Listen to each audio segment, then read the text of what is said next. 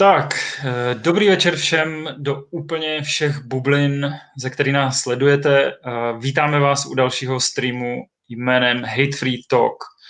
Moje jméno je Jirka Pasz, hostem dnes bude vědkyně a expertka na německý pravicový extremismus Sophie Schmalenberger. Sophie dokončuje PhD na univerzitě v dánském Aarhusu, kde se věnuje právě extremismu. Přispívá do médií a mimo jiné také spolu vytváří Banana Populism blog. Ale taky má ráda lišky, miluje finskou saunu a je velkou faninkou seriálu Twin Peaks. Dneska se budeme bavit o tom, co vlastně považujeme za extremismus a co ne.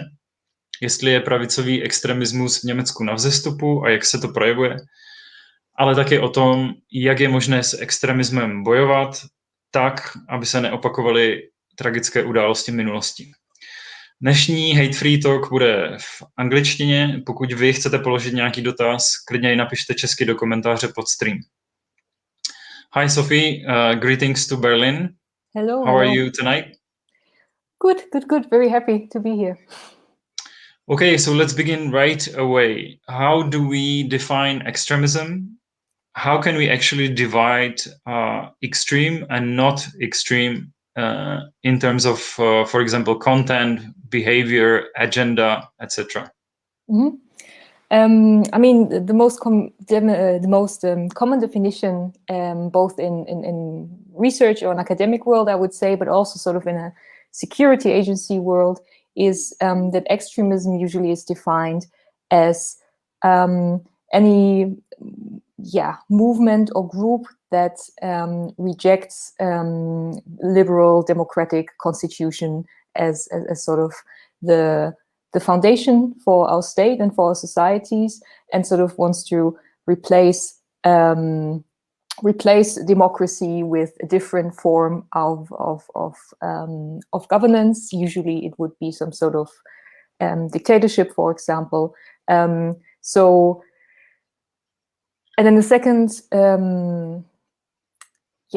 thing we could maybe say about extremism is that often these aims, these political aims, are people are ready to use violence in order to achieve them. So they would directly or indirectly encourage people who feel that they belong to this group or agree with this ideology to commit acts of violence in order to achieve those political aims, for example, acts of terrorism.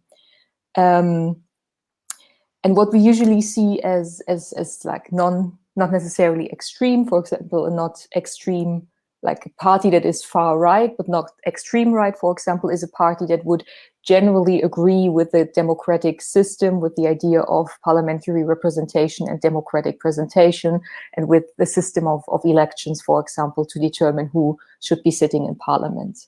But of course, it's sometimes very, the lines between both are blurry. We often have sort of not explicitly extremist far-right parties also telling stories or having sort of propaganda material that is maybe not directly inciting violence, but that is maybe a first step, let's say, in an extremization process, that you sort of agree with the messages of a far-right party that not necessarily tells you that you should go on the streets and commit violent acts, but it can be sort of a first step on the way to a more extreme political standpoint. Does extremism change a lot during time, or is it more or less very similar? Well, I mean, of course, it changes the way everything changes when we move towards different points in history. And of course, for example, also the means by which it is spread change. I mean, we have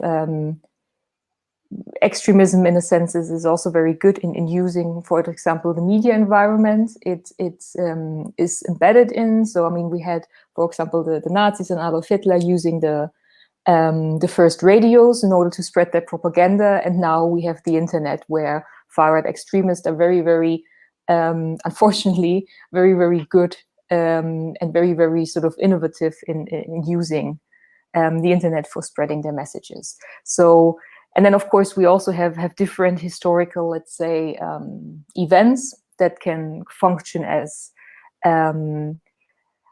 as a certain reference point for far right or for extremist messages. So, for example, I mean, with the Nazis, it would be the Treaty of Versailles or the financial crisis in the 20s, and today it would be the influx of refugees and migrants into Europe, for example, or in the early 2000s, it would be Islamic terrorism, for example. So, in that sense, the form and also, in a sense, the content changes, but usually, especially if we talk about far-right extremism, the core, which is basically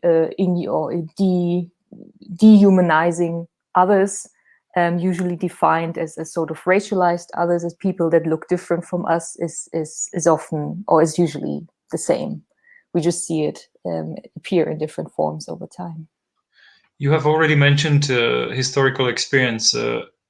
Why do people become extremists now? Yeah, I mean, that's of course the $100,000 or $1 million or euro or whatever currency question.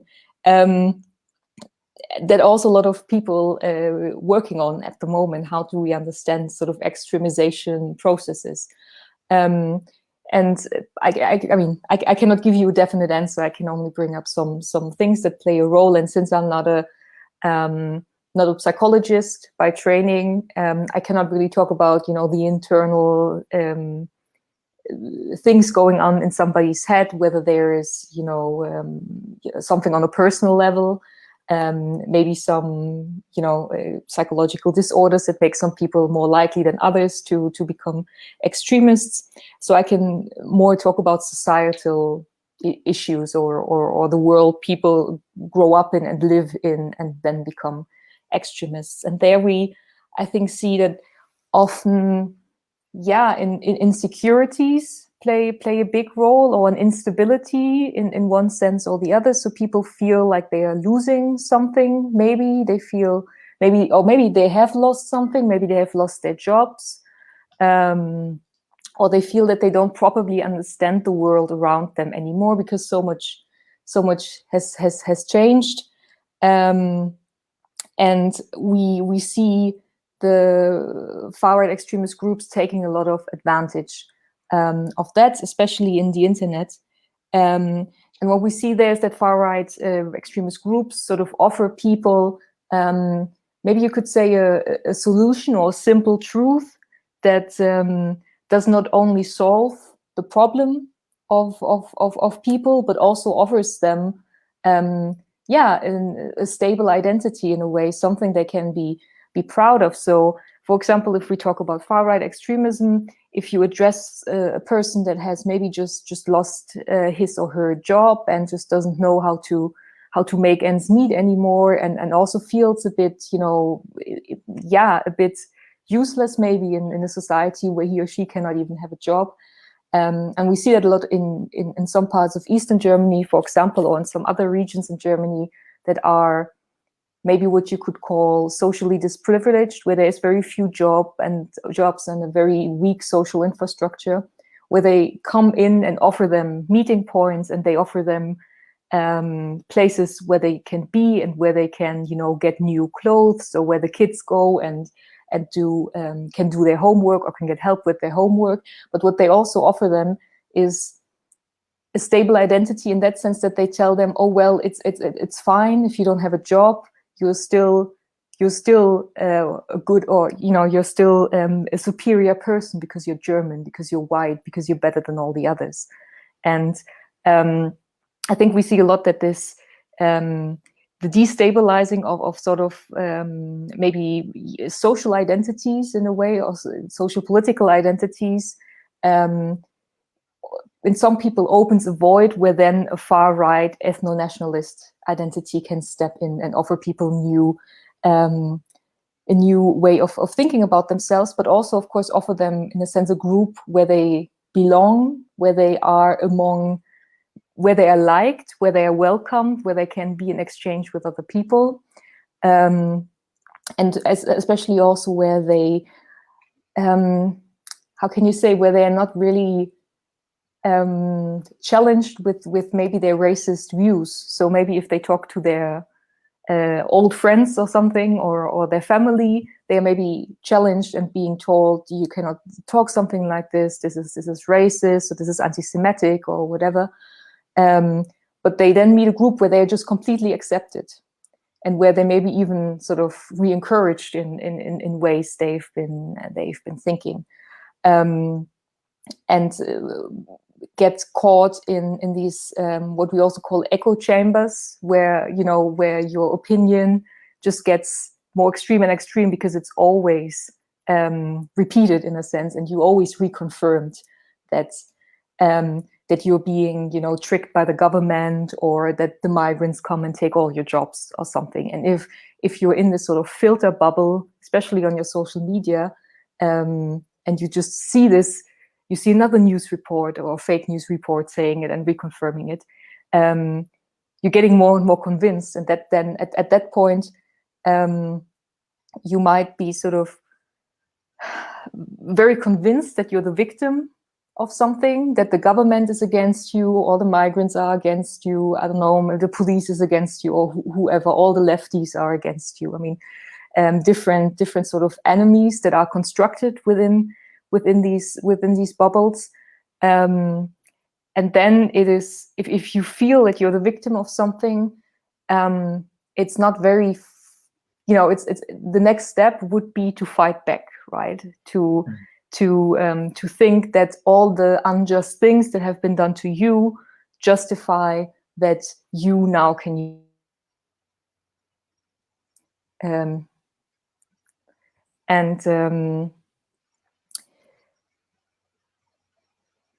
the other hand, I think I've talked a lot about the extremists now, and the people who sometimes become perpetrators.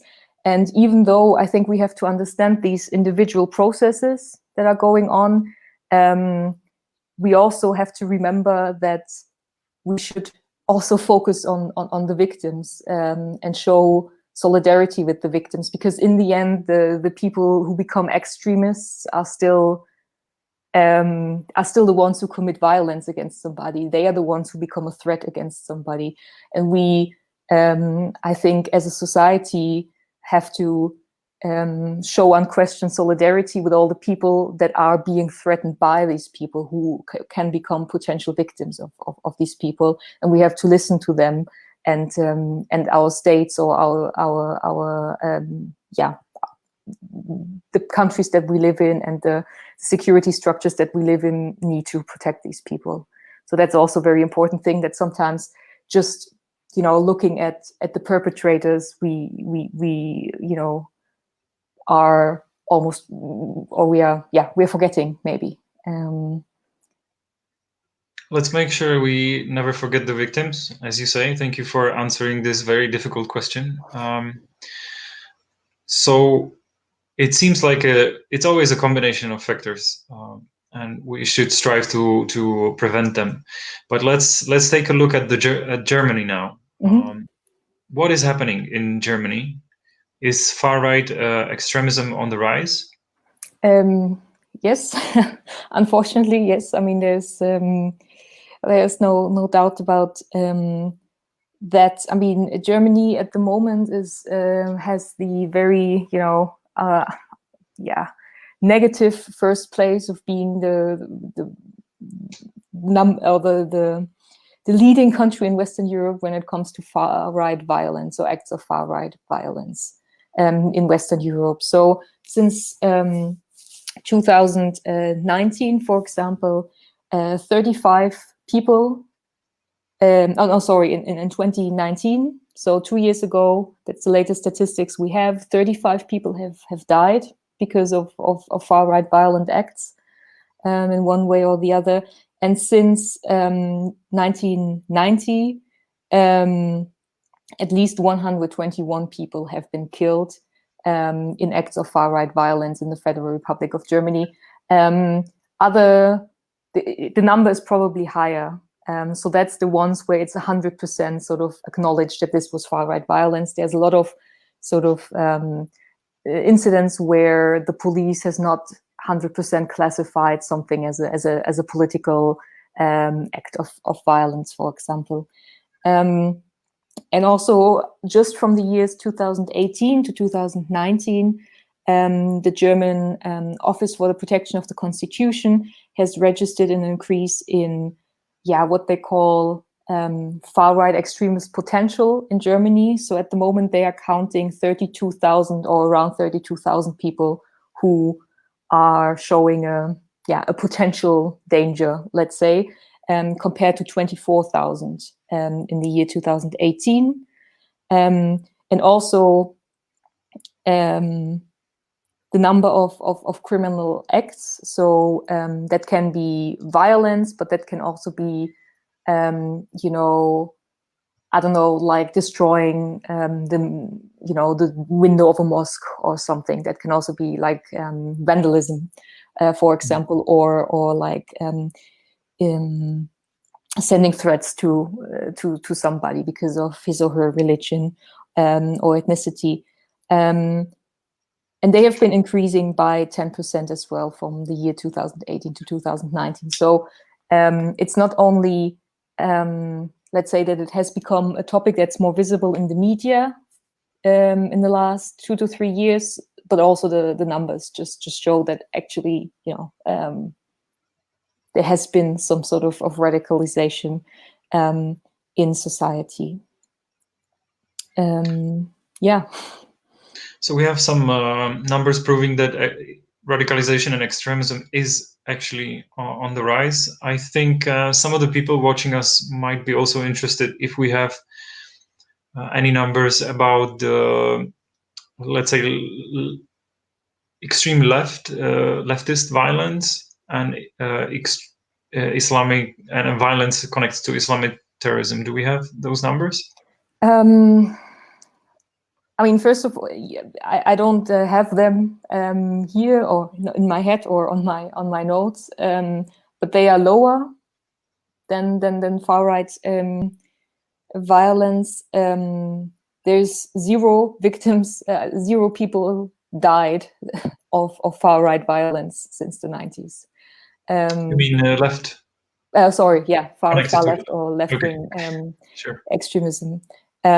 So I mean, of course, there's violent acts there too, but they would usually not go against a human being. They would, burning a car, which of course is also not right, but they don't attack humans as such. And I think that's one of the major differences between both political sides, so to say, even though, of course, I think there's a lot of problems in equating or trying to equate both sides of the political spectrum. The same with Islamic terrorism. I mean, or Islamic violence. I don't have the exact numbers, but they are far lower than right-wing violence numbers. The same, by the way, with anti-Semitic crimes. It's by the vast majority is committed by far-right extremists in that category. So you are saying that we should be concerned by far the most about far-right extremism in Germany. Yeah, I mean, just looking at the numbers, that's the main threat to German society at the moment is the far right, and particularly those extremists that are sort of ready to use violence against other human beings. I think we can state that Germany has catastrophic historical experience with far-right extremism and radical form of society. It is also well known that the country is doing a lot to prevent extremism and these things from happening again. Can you share your personal experience growing up in Germany? How does it actually happen? What do kids and people in general go through to prevent extremism? Yeah, I mean, we have a broad, like, structure of remembrance in a sense. I mean, from a lot of what you call it, places of commemoration, monuments, museums, of course, also the concentration camps that are made into places of remembrance. And we have, of course, our politicians reiterating memories of the Nazi past and of the Holocaust in I mean, almost any major speech they are giving. So it's sort of a very vast structure, the thing that usually you come to meet as a child or as a growing up in Germany is, of course, that you would usually go with your school, maybe not necessarily to a concentration camp, but to some sort of a place of remembrance or a museum that shows you things about that time. You would also, of course, have it a lot in your history lessons. I think we talked about the Second World War and Nazi Germany for at least 2 years in total, like throughout your school. I mean, you talk about it at some point in 5th grade, for example, and then you talk about it again. And we would also have, I remember when I was in school, we had this, there's this network of schools that you can become a part of called School Without Racism. And it's sort of a network of schools that have, committed themselves to prevent racism and discrimination happening in their schools, which is, of course, a good thing. But of course, that doesn't mean that racism and discrimination doesn't happen. I mean, just because you have this title is, of course, when I think back about being in school, there was still a lot of exclusion and racism and stereotyping going on that I maybe did not realize at the time, because I mean, I wasn't the one being a victim of that, right? But when I think back today and look back at my teenage years, there's a lot of things that I think were very problematic. And I think it has to do partly with the fact that when we are taught these things in schools, it's sort of treated as a historical thing. It's not. It's very far away in a sense from us. It's a bit treated like, you have to learn all the dates and these kind of stuff. And it's, I think, I sometimes have this memory of, we had this one time witness, as we call them, this one old Jewish man who was a child in Nazi Germany, coming into class. And I think this was the first time I understood like the magnitude and the terror of what had happened, because I had a man there who had been experiencing this. And I think a general problem here is that we, how should you say, you remember or you learn about a collective guilt in the schools, but what you learn very little about, and what has also not happened a lot in German society, is to sort of start investigate where it gets personal for you, and that is to start to, ask or wonder at least about what have your parents done, or maybe not parents now anymore, but for me, okay, my grandparents are slightly too young, but like my grandparents' parents, for example. So what in your family is the legacy of this? Like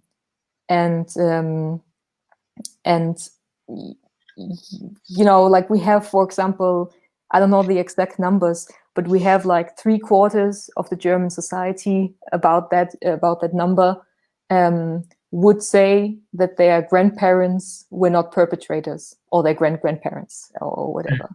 So we have this weird, how should you say, disconnect between learning about it in school, but on an individual level, still thinking that our families were not, like, oh, but not my grandparent, or oh, my grandfather, maybe he drove a truck, but he wasn't in the SS. So we have this weird disconnect, and I think that is because we always just remember this sort of weird collective guilt, which is removed from a personal level. And we also, we remember it also as how should you say, as a thing that we have overcome, in a sense. So the phenomenon, what actually happened, gets a bit vague in remembering of how we have become better than this. And I think a third problem is also that we, remembering how great we were in overcoming Nazi Germany, we forget two things, and it's the first one being that there is continuities between Nazi Germany and the Federal Republic, and also the GDR, of course, but that a lot of people were not put into prison. Not everybody was at the Nuremberg trials. A lot of people were Nazis, and 3 years later they were, again sitting in an office somewhere in the city administration in a Western German city. So there was, and of course, I mean, they didn't change their mind they didn't suddenly have a new, worldview in them, of course. But also I think we are too little concerned with what you could call coming to terms with our present. So the fact that today we have racism in Germany, we have, I mean, as I just mentioned, far-right violence against people who are read as having some sort of migration history, and who are not considered to completely belong with the German nation. And I think being so occupied with the past and being so proud of how well we remember the past all the time has prevented society at large in Germany from realizing that we have a problem today. Mm-hmm.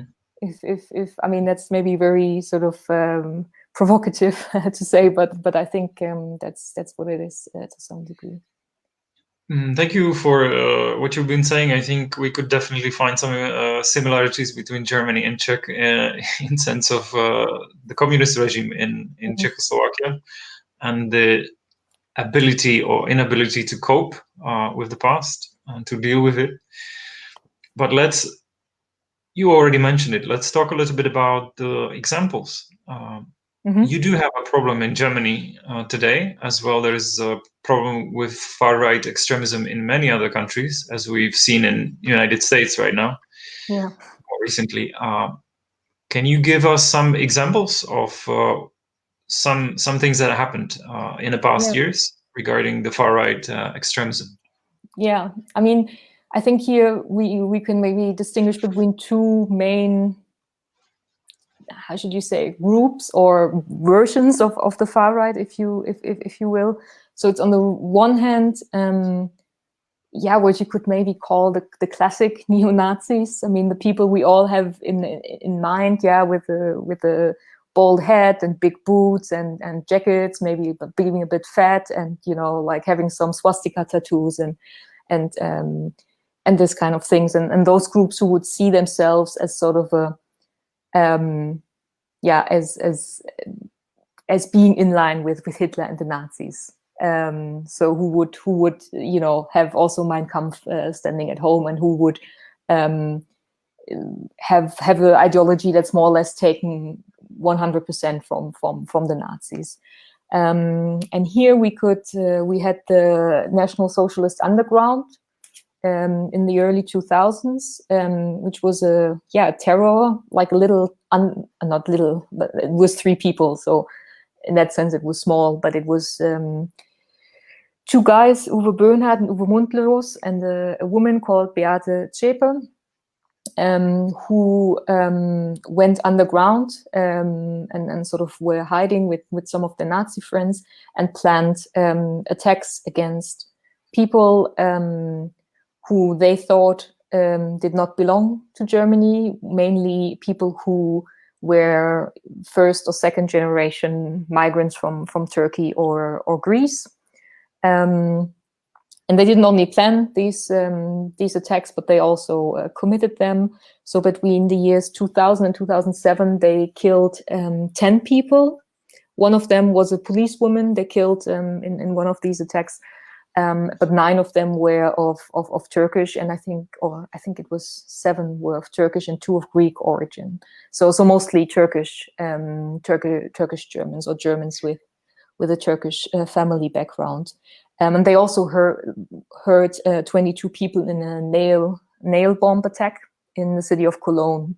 And that was also in a Turkish, or like a neighborhood where a lot of Turkish Germans lived. So also here clearly, the aim was not white, blonde, blue-eyed Germans, obviously. And the actual scandal was that the police, because they did this in different federal states, so they traveled throughout Germany and did these attacks. And these attacks were never connected. So they would happen, for example, like half a year between them. And since we have, because of a federal structure, we have some police. We have a police in Bavaria, and we have a police in Berlin, for example, and they wouldn't necessarily talk to each other a lot.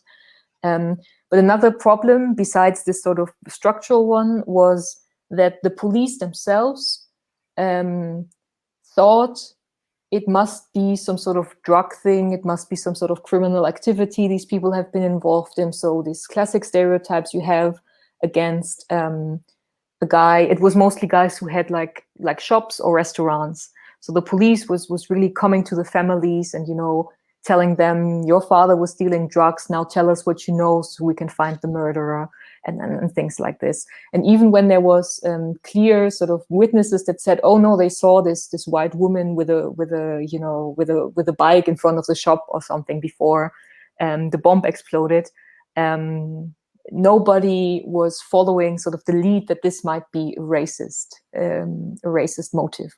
And they actually were only discovered after they tried to rob a bank and the police chased them.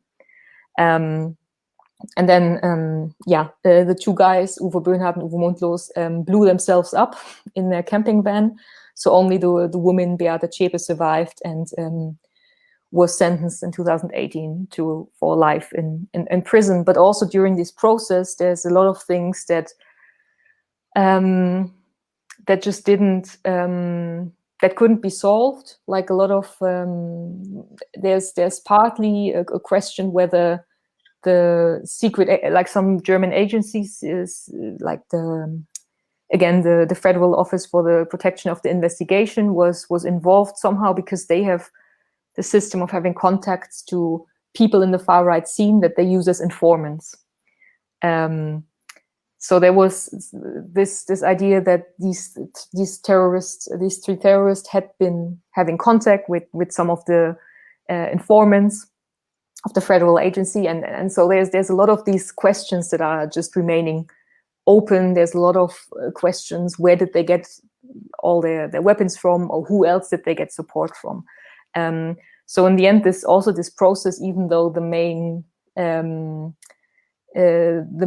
still living perpetrator was sentenced, the victims the families of the victims felt very left alone, because they still have so many questions about how this could happen.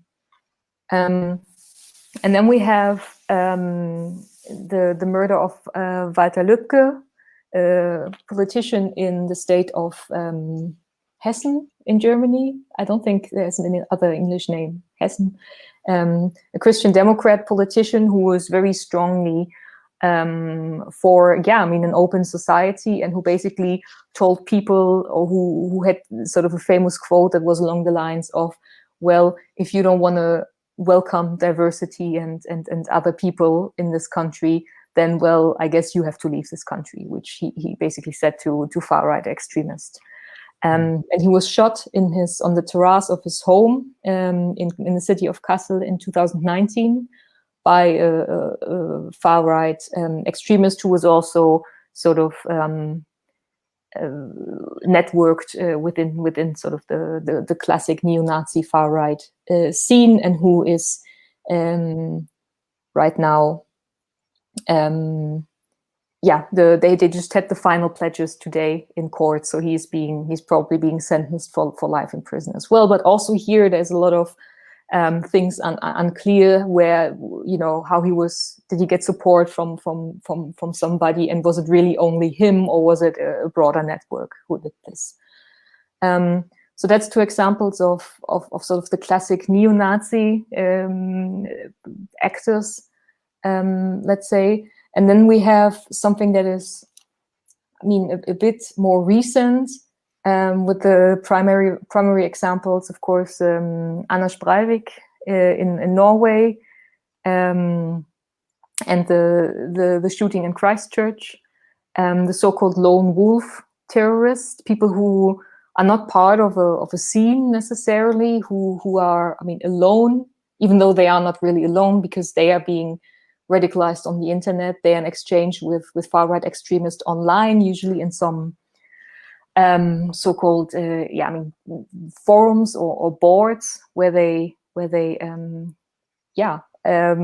talk with people who think like them. And here we had the terrorist attack in the city of Halle in October 29.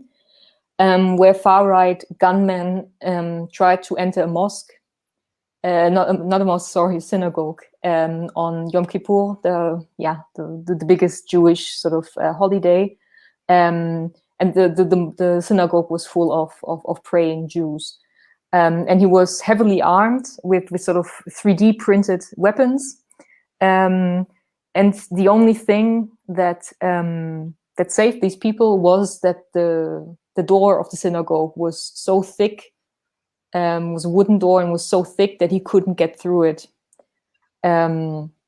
Otherwise, we probably would have seen something similar to what happened in Christchurch. And then he went on and was frustrated and shot two white people on the street. With him, it was very clear that he had been radicalized in the internet, because he wrote a manifesto that was that had a lot of sort of game elements and a lot of these slang words that are used on image boards like 4chan or 8chan.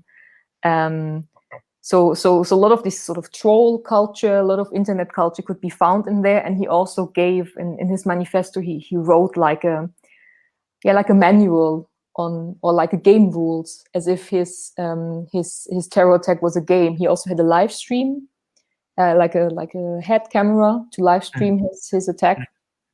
So that was one of these sort of terrorists, far-right terrorists being radicalized on the internet. The second one being the one in Hanau, less than a year ago, in February 2020. Who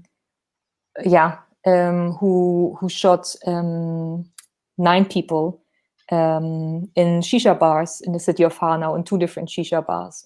So also here, sort of the aim was clearly to kill people that in his worldview did not belong, because they looked differently, or they had some sort of family background in other countries. But when we talk about these terrorists, we often have this tendency, or the media has a tendency, to talk about them as the lone wolves, people who just one day decide that now I'll take a gun and I shoot people. But what it is in reality is what you could call stochastic terrorism. So you have a very, very extreme places in the internet where you have a lot of hate speech, and where you have a lot of dehumanizing, racialized others, for example, or of course you also have a lot of anti-Semitism in there. And so the idea is that you don't tell somebody specifically to commit an act like this, but at some point, if there's 1,000 people in there, the probability that one of them will grab a gun and shoot people at some point is just very high, if they are constantly exposed to these hateful messages and dehumanizing messages. let's get back to the internet and online radicalization very soon. You have mentioned something that I think is a very disturbing phenomenon, and let me ask a question about that. What about the radicalization and extremism in Germany in state authorities such as police and army? That is disturbing, isn't it? Yeah, I mean, it is very frightening. I mean, if yeah, you trust your security forces to be there to protect all citizens and everybody living in Germany. Actually, I mean, no matter if he or she is a citizen or refugee or an asylum seeker or whatever. But unfortunately, far-right extremism and ideology is also to be found among security agencies in Germany. So, I mean, we have different examples. We have we have a lot of chat groups. I mean, as stupid as it sounds, but like there's a lot of WhatsApp groups where sort of far-right material is shared from memes dehumanizing racialized others to actual, I mean, Hitler pictures and stuff like this. So I mean, it's not only like somebody making a bad racist joke. Yeah, it's really extremist stuff. It's not just your uncle saying something that is racist.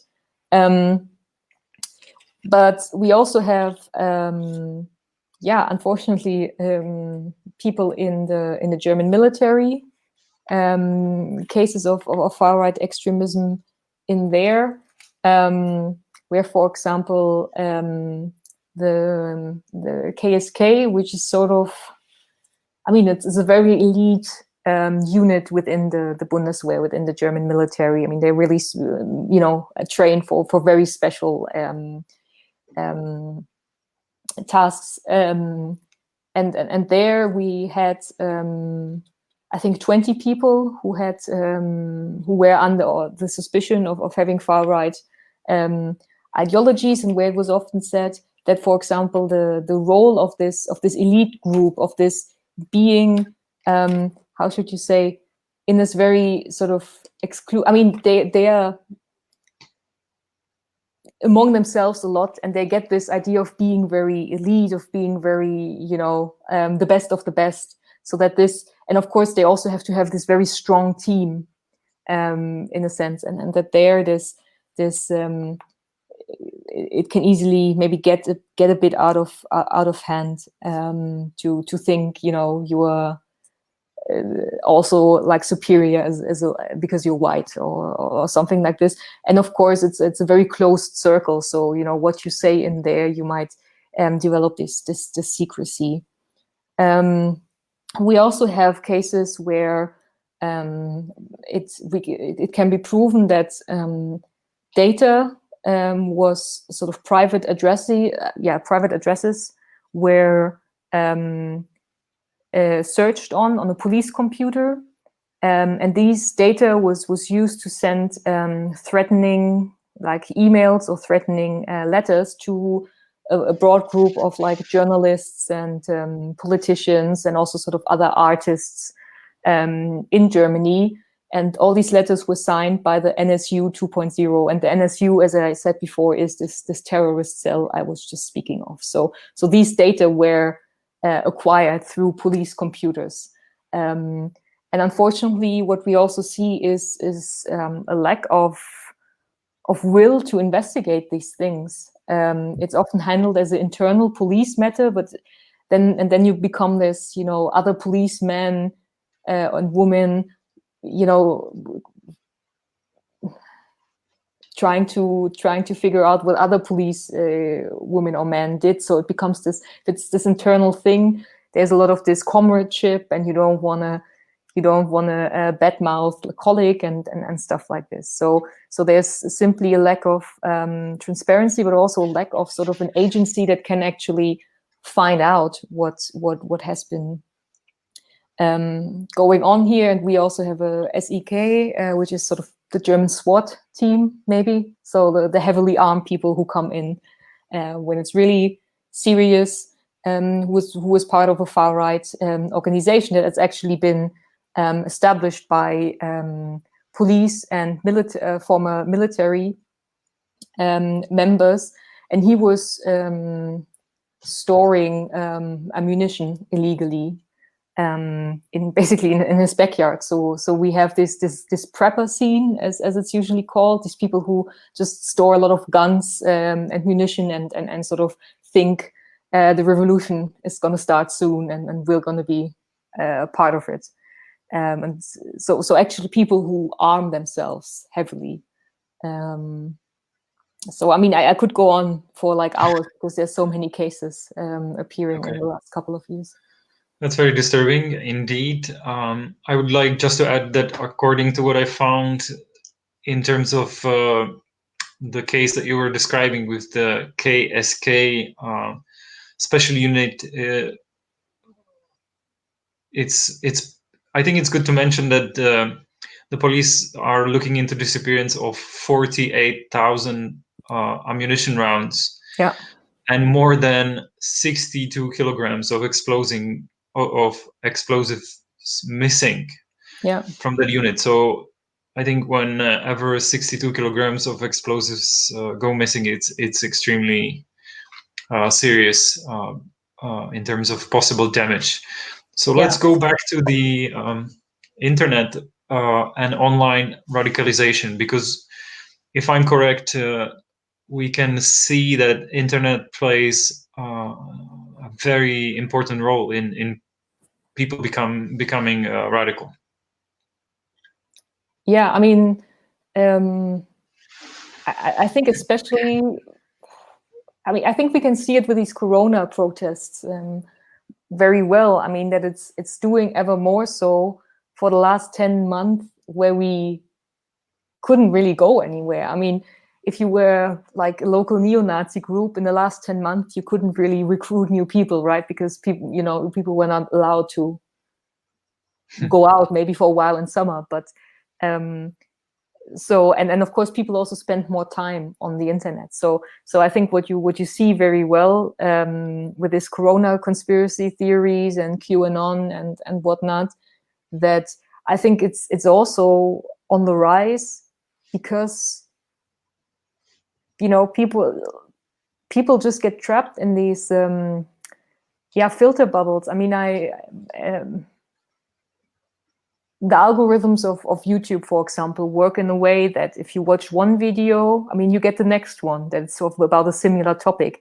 And what we often see with far-right contents and also with QAnon is that you have an algorithm that gives you more and more extreme, because then you watch the next video and then the algorithm thinks, Sophie, she really likes that kind of thing, so I'm going to show her more of that and more of that and more of that. So we also actually have some structural things about the internet that make radicalization more likely, at least, because once you are in something, you will be shown more of the same content. So again, you will not be forced sort of to question your opinions or your beliefs, or they won't be challenged anymore at some point. And I mean, I think, just speaking for myself, I do think I've spent much more time on the internet in the last year than I normally would have. So we see it here, but I mean also before, of course, the internet has played a big role, simply because you can, I mean, like is the case for any company or anyone, you can reach so many people with just one tweet. Potentially you could reach millions of people, right? Which of course is not the case if you have a flyer that you distribute on the marketplace somewhere. So so that's of course one thing. We also have, until recently, had very, very little regulation, in a sense, especially on social media platform, on what counts as hate speech and what not, and what does maybe count as hate speech, but it's not really deleted, even if it clearly is hate speech.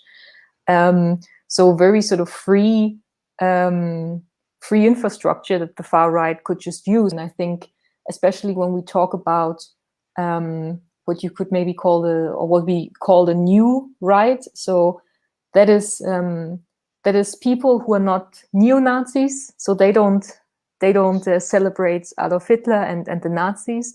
They would ideologically distance themselves from the Nazis, but they would talk more about sort of they would culturalize the sort of the xenophobia. So they would just say, we want to protect our European culture because it's so great. And Muslims can go and have their culture somewhere. So that they call it ethno-pluralism. So like different ethno-cultural entities, like the Europeans or the Germans, should be in one place, but they should be free of any foreign elements because they can be in their places. Yeah. So they try to rephrase. Race.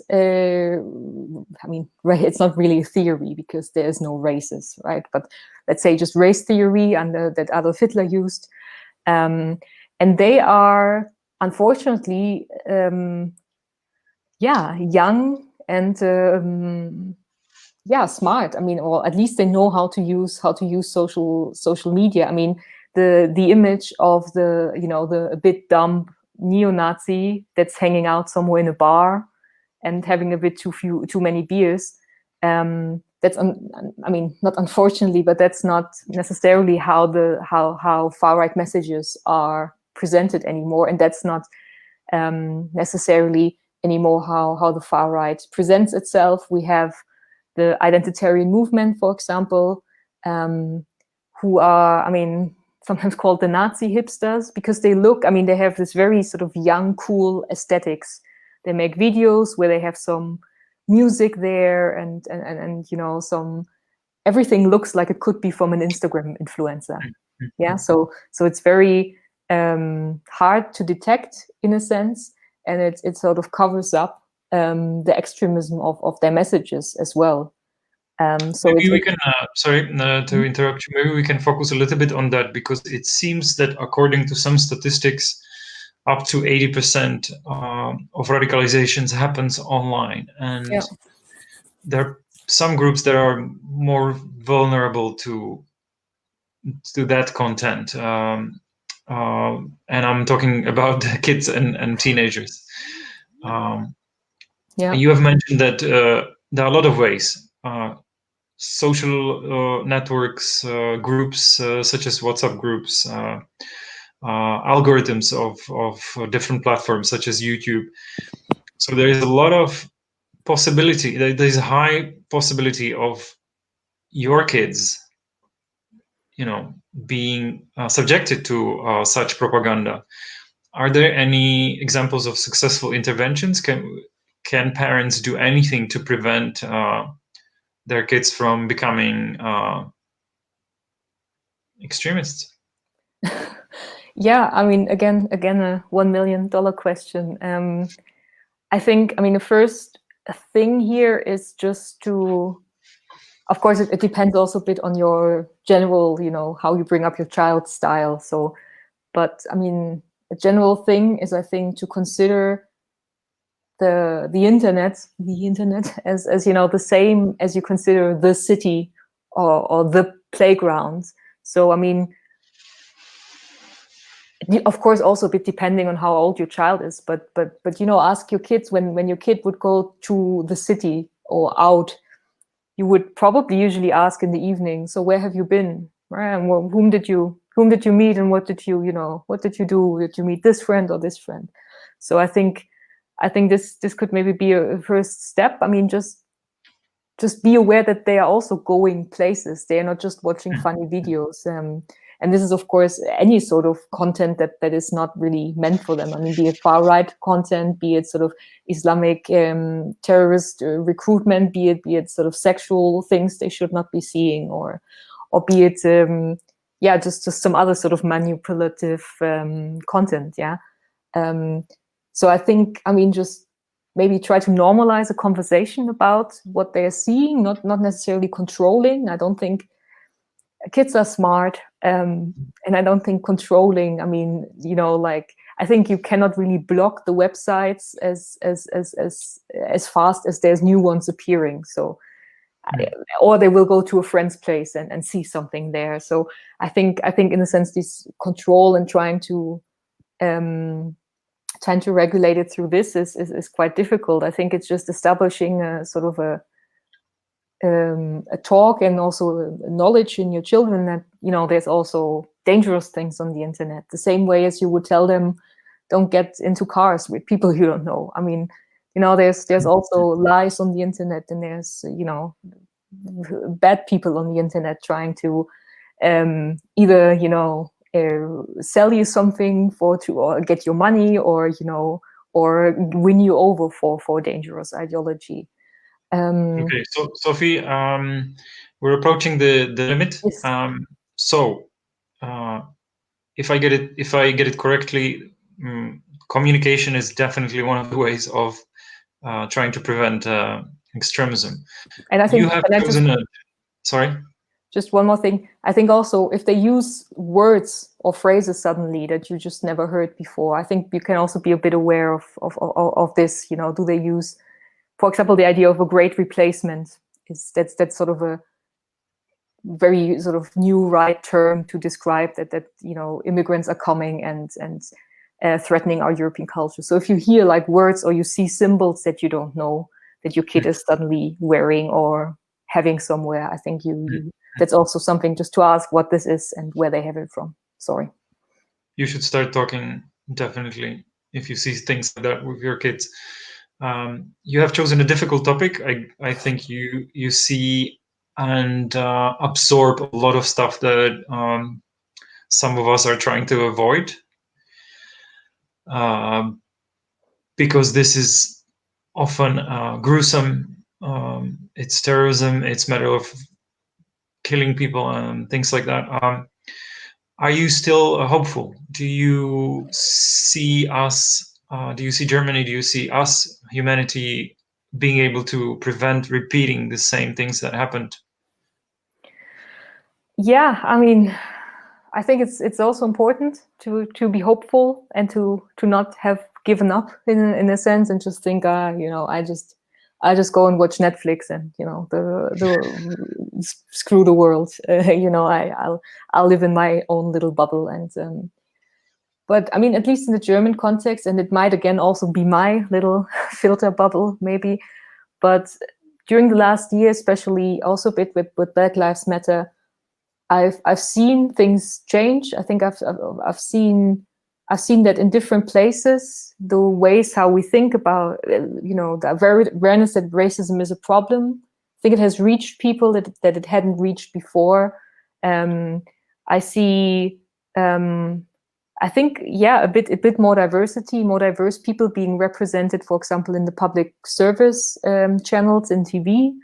A lot of or more, you know, diverse voices being heard, being invited to discussions. And also other sort of artistic interventions that sort of voice and give space to voices that have been marginalized so far. And I think, and maybe that's very sort of, you know, cheesy, but for example, I mean, seeing these Fridays for Futures kids, even though you don't hear much about them anymore, I do see a very sort of political generation. I do see children or teenagers who I think have understood how they can make their voice heard and that they need to raise their voices. I sometimes see on buses teenagers who seem to be much more, you know, open towards, you know, like certain gender fluidity, you know, gender roles not being, you know, super strict or predefined, or other sorts of diversity that are just part of their everyday lives and that they don't even question. So I think this is sort of the hope that things can be changing, and it will take a lot of time, but I don't think everything is lost yet. Thank you very much, Sophie. Thank you. There is hope then. It was Absolute pleasure.